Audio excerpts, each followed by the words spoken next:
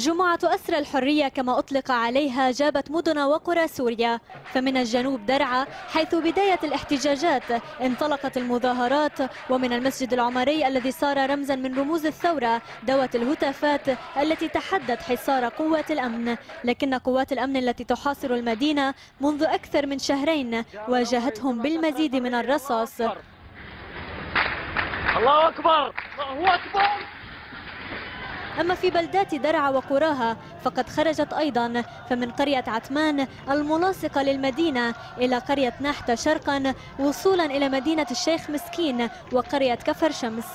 دمشق وريفها خرجت بقوة في جمعة أسرى الحرية، فمن حي الميدان والقدم جنوبا إلى حرست ودومة في الشمال الشرقي والقابون شمالا وركن الدين وبرزة على سفوح قاسيون، ليتجاوز أعداد المتظاهرين 50,000 في مختلف المناطق التي خرجت. حسب تقديرات متابعين رأوا في مساهمة دمشق هذا الأسبوع تحولا نوعيا يهدد صورة دمشق الساكنة التي يحاول النظام ترويجها.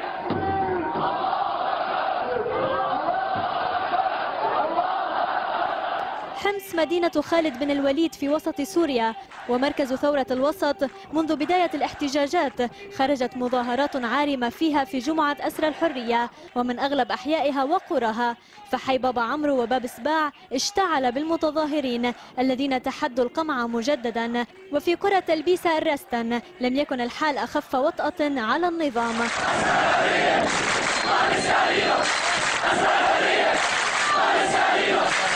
وإلى حماه مدينة أبي الفداء رابع مدينة سورية من حيث كثافة السكان تحط الثورة رحالها في ساحة العاصي، فكانت حماه الغاضبة والمتشوقة للحرية على الموعد في جمعة أسرى الحرية. لم يتخلف أهلها ولم يتهاونوا، حيث خرج حوالي 400,000 متظاهر من هذه المحافظة التي يبلغ إجمالي عدد سكانها 800,000 نسمة.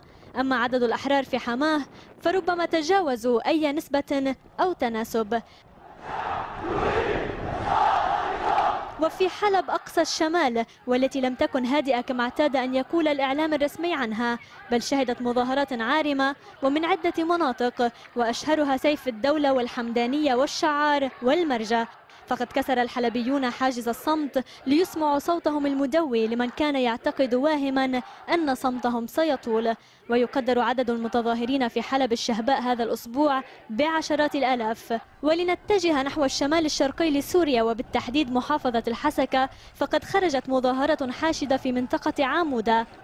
وفي محافظة دير الزور عروس الفرات وبوابة الخاصرة الشرقية لسوريا والتي تبعد عن دمشق 430 كيلومترا شرقا، فقد شهدت هذه المحافظة ثاني أكبر تجمع بعد حماه، فخرجت مدنها ومنها البوكمال والميادين ومدينة القورية، لتكون دير الزور التي قال المرصد السوري لحقوق الإنسان أن عدد المتظاهرين فيها يقدر بين 450,000 إلى 550,000 متظاهر، نقطة ارتكاز قوية في جغرافيا الاحتجاجات الغاضبة التي باتت تلتهم رقعة الصمت على جرائم النظام.